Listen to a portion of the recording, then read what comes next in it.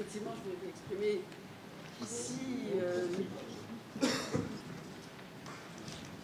le point de vue des patients. Et je vais revenir à ce que Frédéric a dit.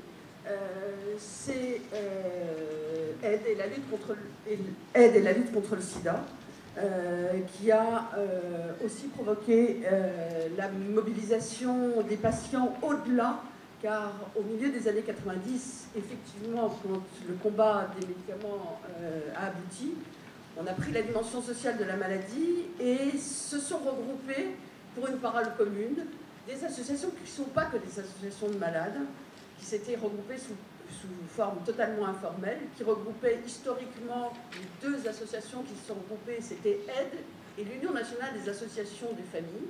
Donc c'était effectivement pas culturellement des associations qu'on aurait pu imaginer proches, et qui se sont élargies au champ du handicap et au champ de la consommation et au champ des personnes âgées, sous la forme d'un collectif interassociatif sur la santé qui a été la première association qui regroupait une parole transversale sur le système de santé et bien au-delà, mais c'est vrai qu'historiquement c'était le combat du sida, puis plus tard le combat des infections nosocomiales qui ont déclenché, j'allais dire, cette mobilisation transversale des associations.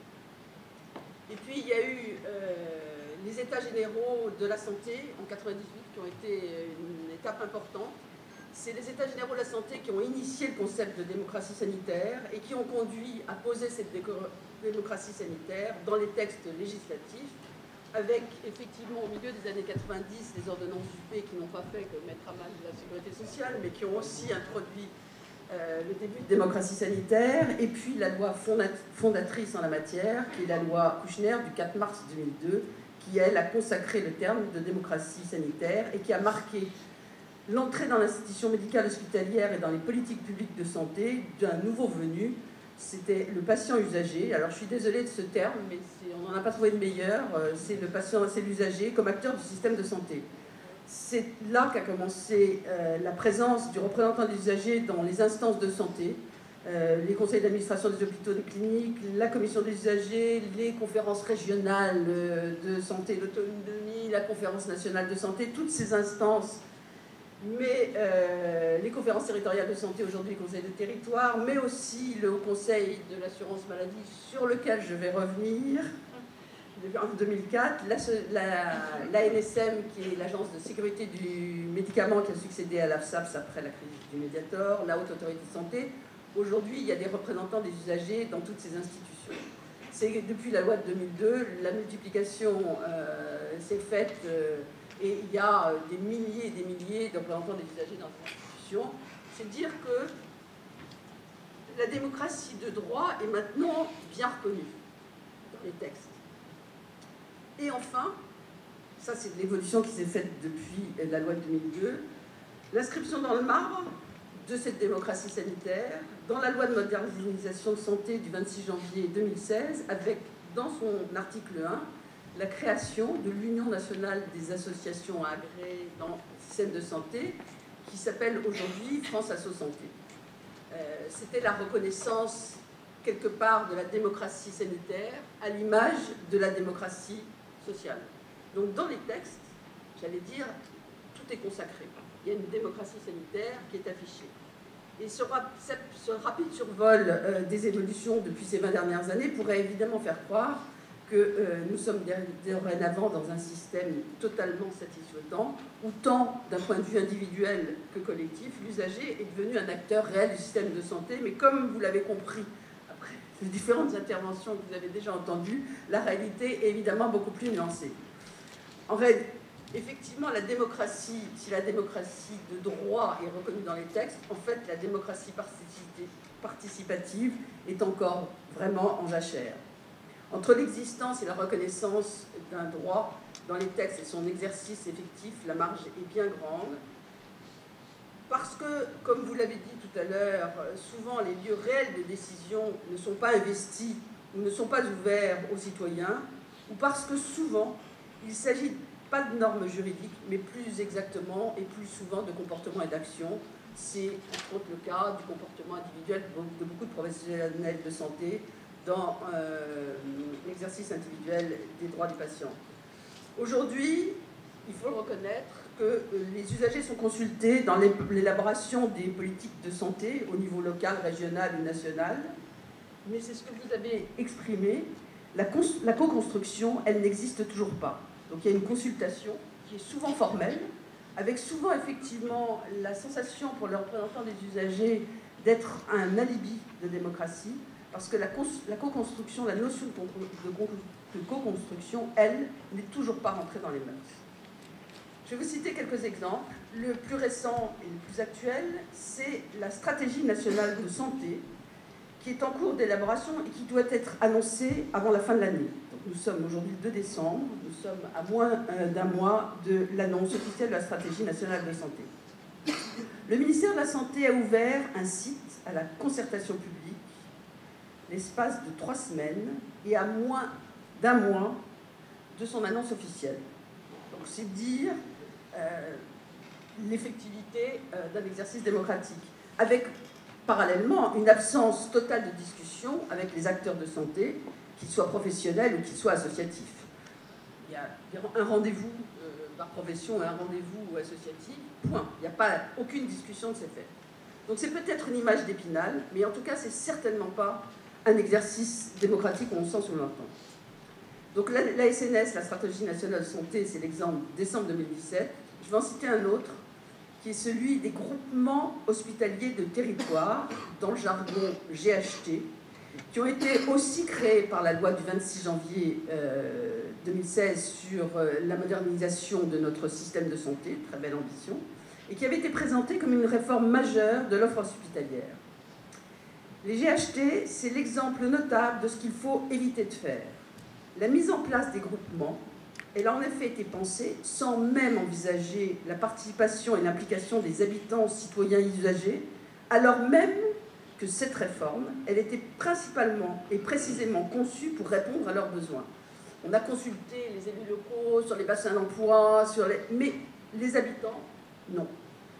Alors les remarques, les combats, voire même les recours, parce que nous avons fait des recours, ont permis de rectifier le tir dans un certain nombre de cas, mais ça démontre bien que, et c'est ce que vous avez bien relevé, que faire pour les usagers sans faire avec eux, c'est encore vraiment un réflexe des faiseurs de réforme.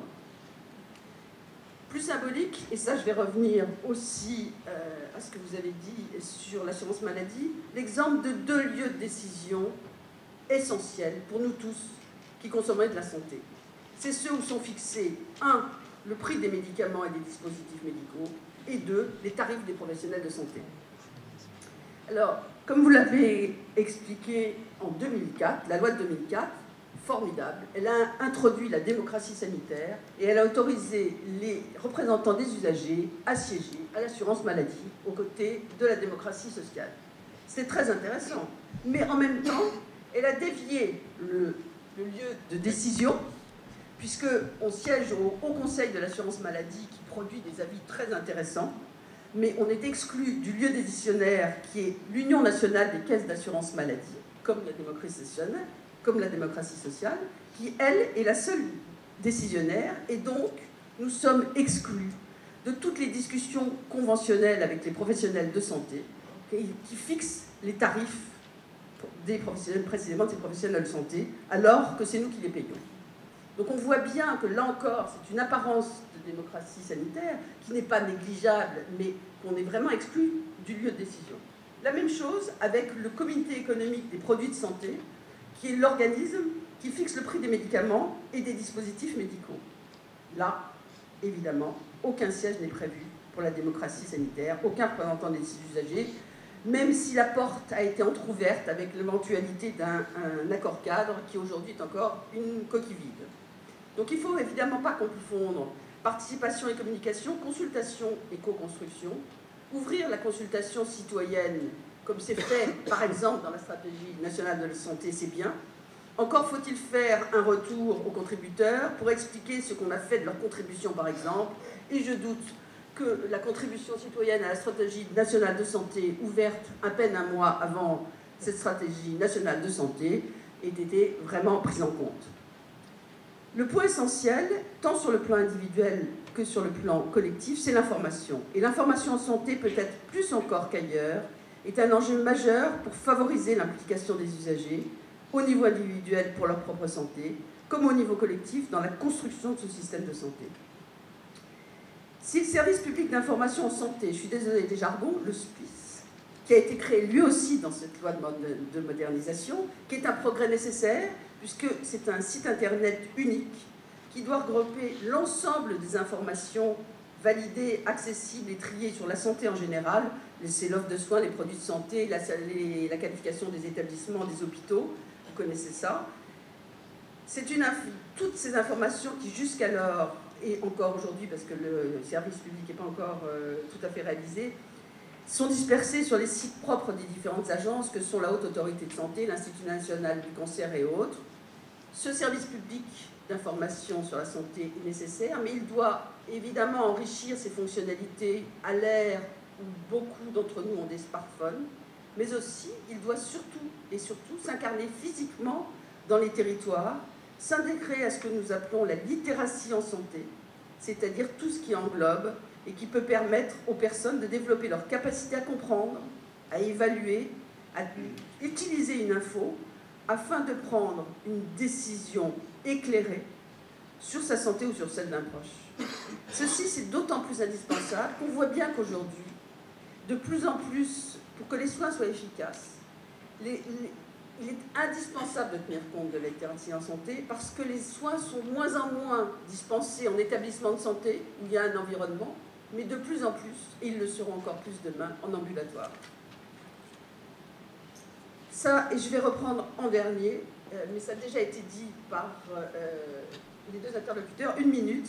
La démocratie de l'accès aux soins, santé et prévention reste marquée par les profondes inégalités. Et là, je ne peux que m'associer à ce qui a déjà été dit.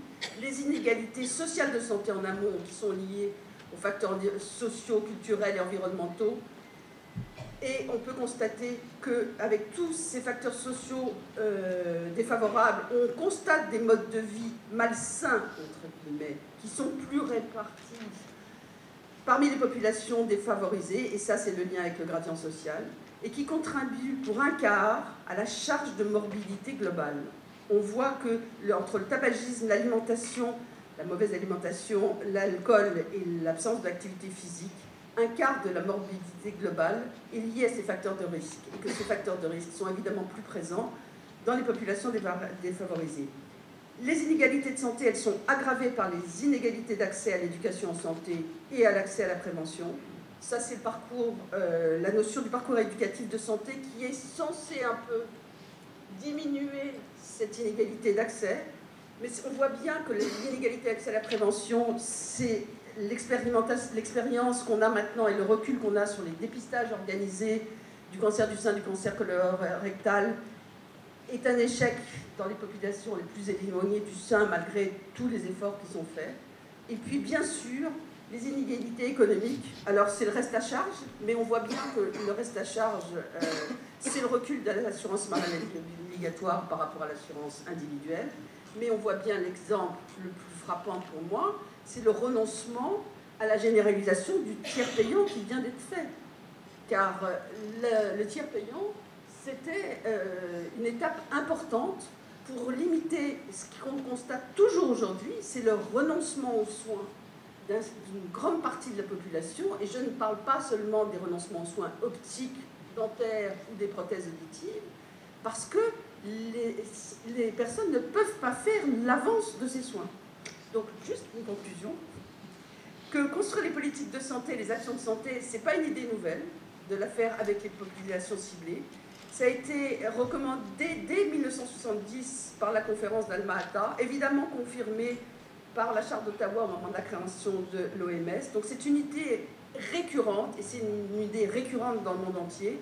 Et si elle est recommandée d'ainsi faire, ce n'est pas pour plaire aux usagers, ou ce n'est pas parce qu'on pense que c'est bien, mais parce qu'on sait que c'est comme ça que ça fonctionne, que faire sans les personnes limite fortement l'impact dans les changements de comportement qu'on veut obtenir, que pour moi, la démocratie en santé, c'est faire des citoyens les acteurs de leur santé et les acteurs de la fabrication des politiques de santé. On voit bien qu'aujourd'hui, on est loin